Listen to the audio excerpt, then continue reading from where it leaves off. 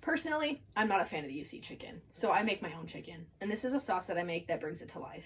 Today, I will be showing you how to make your own honey garlic sauce, which you can really find on any website, any Google search will work, but I found mine on Pinterest.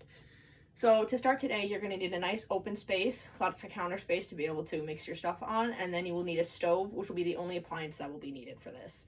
For ingredients wise, you're going to need some cornstarch, which will help thicken the sauce a little bit. You're going to need soy sauce, which help add a little bit of the salty flavor. And then you're going to need toasted sesame oil. You're going to need olive oil.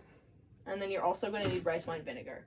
Some extra stuff that you are going to need is going to be some crushed red pepper. You're going to need minced garlic, and you're going to need honey.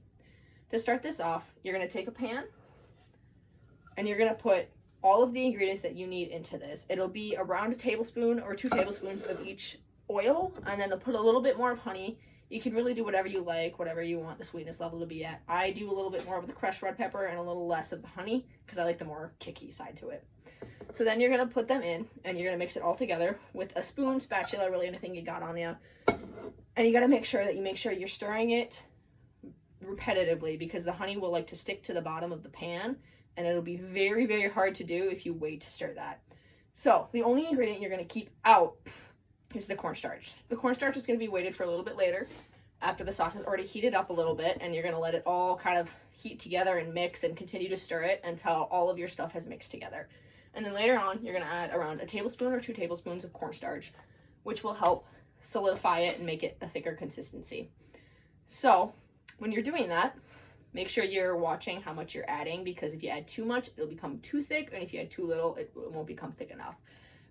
And you're going to mix that in, and then keep in mind that the cornstarch isn't going to help solidify it until after it starts cooling down. So you won't see it immediately, so just make sure you're not adding too much. And then you're going to mix all the sauces together, and then after that's done, you can add your crushed red pepper, which is really just however much you like, as I've stated before. You just put that right in, and then you'll need about 2 to 3 cloves of garlic. And you'll mix that in. I like to roast mine a little bit on the stove and like cook it a little bit so it's nice and flavored and like all the juice and stuff. And then you'll put that into it, and then continue to mix this over the stove for a little bit until it all combines together. And then after you are done mixing it, you're going to take it off the stove, and you're going to let it cool for around 5 to 10 minutes. After that period, you can use it for whatever you would like. I personally put it on my chicken. You can put it on beef, rice. You could probably use it as a sauce for chicken tenders, really anything that suits your taste. Cleanup wise, make sure you're cleaning up your area for those around you, as we are in dorms. So make sure you're being respectful of everybody else's space. Make sure you clean all your dishes, and that'll be it.